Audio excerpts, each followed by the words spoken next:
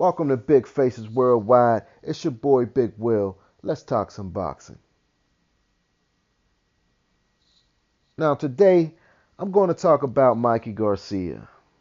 I'm going to talk about Mikey Garcia because Mikey Garcia has been having Earl the Truth Spence name in his mouth in a couple different interviews and a couple different instances. Now, first of all, let me get this out the way. Let me say this. I believe Mikey Garcia is a special fighter. I believe that he is cut from a different cloth. And I got him in my top 7 of active fighters right now, pound for pound. So let me tell you that. Now, having said that, he don't want no parts of Errol the Truth Spence, man.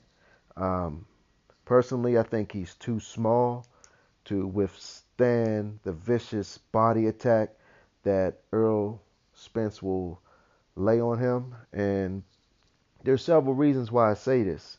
Um, for one, in Adrian Broner fight, I noticed in the ninth round, um, it was maybe about a minute or 30 seconds left in the round, and Broner really started to come on. He started to, I don't know why he waited so late in the fight, but he was feeling himself, and I guess he was trying to steal the round or whatever. So he really started putting it on, and he was going to Mikey Garcia's body very, very violently. And Mikey Garcia's body language, to me, didn't seem like he liked that a whole lot.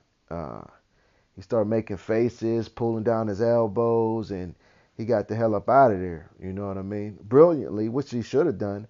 But I'm just saying, I noticed that he didn't like that. Now, Errol Spence is going to attack that body early. He's going to attack it more viciously and more violently than Adrian Broner did. That's Errol Spence bread and butter. I think Mikey Garcia is too small. We know he's been knocked down a couple times. He got knocked down by Roman Martinez in the second round of their fight. Um, Burgos, Juan Carlos Burgos, excuse me, he staggered Mikey. I think that was on the Brian Jennings Spilka card. Yeah, that was on that card. Um, yeah, and he staggered him. I think that might have been his last fight with Top Rank. And Bob Arum even mentioned that after that fight, you know, Mikey, he found out something about himself in that fight. He said that when he hit him in that third round and staggered him, Mikey knew that, hey, maybe I'm not cut out for this. Also in the Salido fight, Mikey wasn't doing too good with Salido's dirty tactics. Now we all know Salido is a dirty fighter, and he roughs people up in there. Now he was giving Mikey the business as far as the rough tactics. He started to come on later in the fight, and things got carried away, and he headbutted Mikey and broke his nose or whatever. So I say that to say that Mikey's heart has been questioned in the past when things get tough for him. People want to know, can he withstand a real vicious assault? Now this past week or so, we seen him go against Sergey Lipinets, where I thought he did a hell of a job. He basically boxed Sergey Lipinets' head off. Although every round was competitive, Mikey clearly won. I would say 8. He won a lot of rounds. He won way more rounds than Lipinets, and I admit that. But what Lipinets showed me is that at 140, Mikey's a whole different fighter when you got a bull coming straight at you like Lipinets. Now, picture Errol Spence. Errol Spence is bigger than Lipinets. I believe he attacks more viciously and violently than Lipinets, and I just think he would be way too much for Mikey. I don't think Mikey should go over 140 pounds.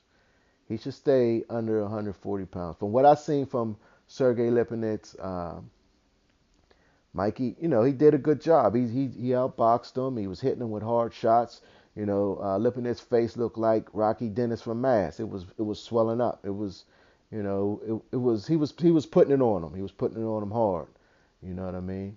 But his size made Mikey a little more uncomfortable than we usually see him. And I believe Errol Spence is a much bigger guy than Sergey Lipinets, and I believe that his size and his aggressive nature, his vicious body attacks, his precise punches, I